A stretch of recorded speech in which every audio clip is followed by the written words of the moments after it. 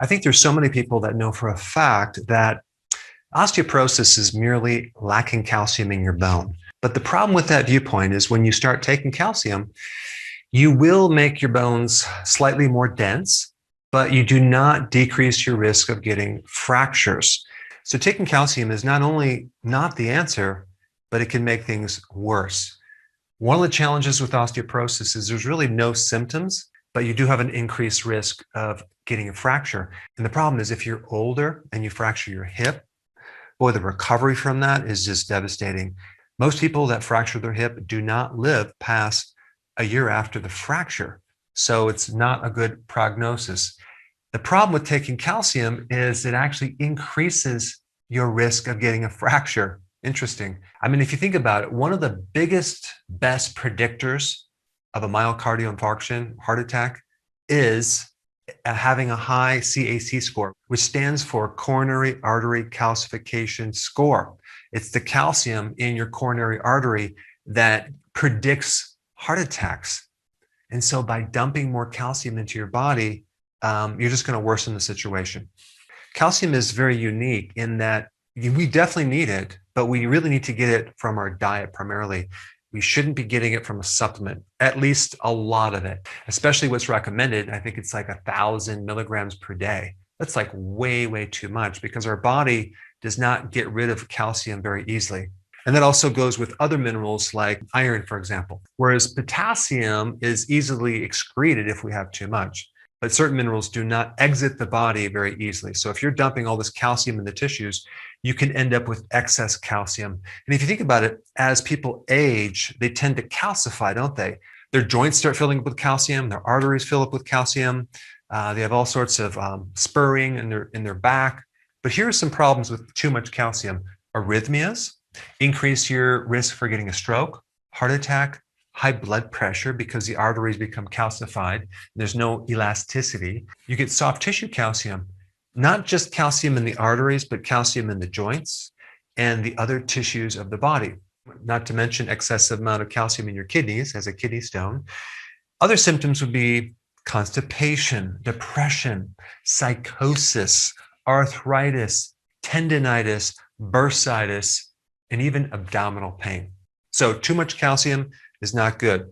We need sufficient calcium, but we don't need too much. Some of the real causes of osteoporosis include being on steroids, right? Corticosteroid hormones, or having too much cortisol in your body from some reason. Let's say, for example, you have a tumor in your adrenal gland that's pumping out too much cortisol. Then you develop a condition called Cushing's syndrome, where osteoporosis is one symptom of that. Also, lower amount of estrogen. So let's say you're going through menopause or you had your ovaries removed, that can lead to osteoporosis. You need a good amount of estrogen to prevent osteoporosis. And this is why women tend to get more osteoporosis than men. Taking too much phosphoric acid from soft drinks, right? Sodas, that will do it. Not having enough vitamin D. This is really, really, really a big one right here. So by not only taking vitamin D, you can absorb more calcium from food, but vitamin D also works with vitamin K2, another key vitamin, to help calcium go in the right place. If you don't have sufficient vitamin D, then you really only absorb about 10% of the calcium from your food. So vitamin D doesn't have all these other side effects like calcium does. Malnutrition can also cause osteoporosis. Let's say you're deficient in the trace minerals or amino acids, things like that. That could be a problem. If you're on PPIs because you have heartburn or GERD, you're removing the stomach acid, which then really blocks your ability to absorb all minerals. And so since bone is composed not just of calcium, but minerals and also phosphorus and a lot of other things, including protein, PPIs can really create a problem. Gastric bypass can be a risk factor, as well as malabsorption, where you don't have a healthy lining of the colon to be able to absorb certain nutrients. Then you could be at risk of osteoporosis. Here's the solution, okay? Number one, get your calcium from food. I would say the best source getting bioavailable calcium would be raw milk cheese, okay? If you can get some of that, that would be the ideal situation. Also, leafy greens would do it. Sardines, fish, nuts all have calcium. Increase your vitamin D. And don't forget about K2 because you always need these together. Very, very important.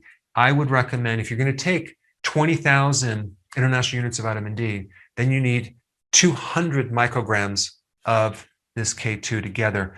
All right, vitamin C, very, very important in bone health, okay? You need vitamin C for collagen, which is a type of protein in bone.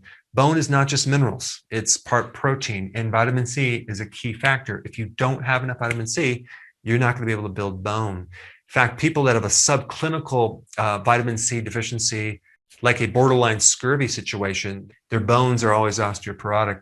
Trace minerals, very, very important in activating the protein in your bone, as well as being a part of the bone.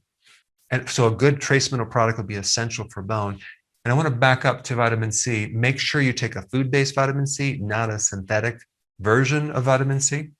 Adequate quality protein is also important. So if you're getting your protein from just like peanut butter or, for example, some soy protein powder or something like that, that would not be a good source of protein. Eggs are the best source.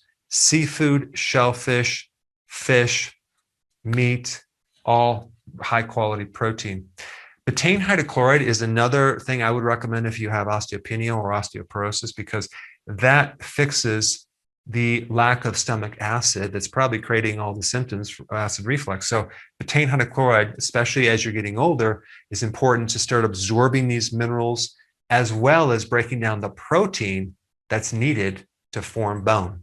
On that note, I think the next most important video to watch would be the one on vitamin K2. Check it out. I put it right here.